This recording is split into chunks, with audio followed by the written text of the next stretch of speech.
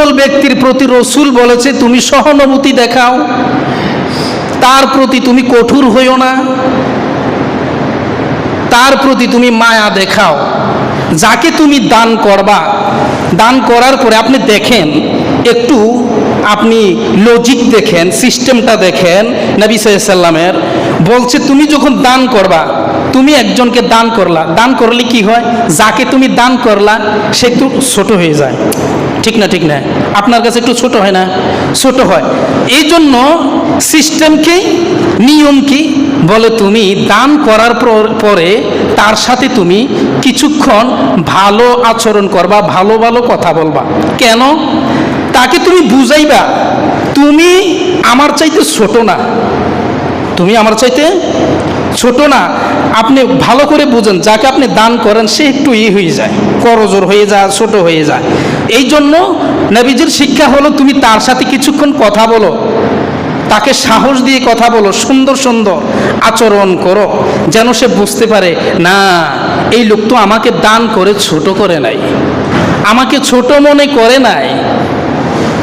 আপনি এই জন্য ভালো ভালো আচরণ করবেন, সুন্দর ব্যবহার করবেন, যার কারণে সে বুঝতে পারবে যে না, সে আমাকে ছোট মনে করে নাই। যার কারণে আমরা অনেক সময় পরীক্ষিত, আমরা বুঝতে পারি যাকে আপনি দেবেন সে একটু ছোট হয়ে যায়, এটা স্বাভাবিক, অস্বাভাবিকের কিচ্ছু না। কিন্তু তাকে ওই পর্যায়ে আপনি নেবেন না, দেখাবেন না, বুঝাবেন না, তার সাথে আচরণ করবেন সুন্দর আচরণ, সে যেন বুঝতে পারে যে আমাকে সে ছোট মনে করে নাই। এবং নবীজি ঈসা আলাইহিস সালাম বলেন তুমি এমন মানবিক হবে, তুমি যে তাকে দিয়েছ তুমি এইটা প্রচার করতে যাবে না।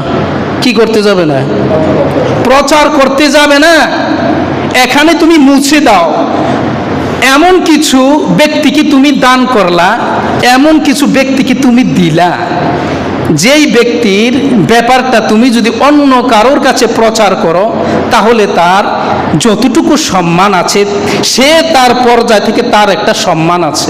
আপনার যেমন আপনার স্থান থেকে, স্টেজ থেকে সম্মান আছে, সেই ব্যক্তিরও একটা কি আছে, কথা কয় না, কি আছে, সম্মান আছে। প্রত্যেকটা ব্যক্তির একটা আত্মসম্মান আছে।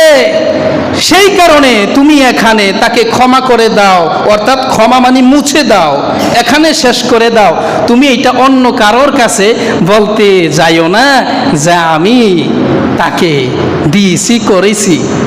এই ফাংশন নিয়ে তুমি এখানেই মুছে দাও, অন্য কারোর কাছে তুমি বাহাদুরি কথা তুমি বলতে যাইও না।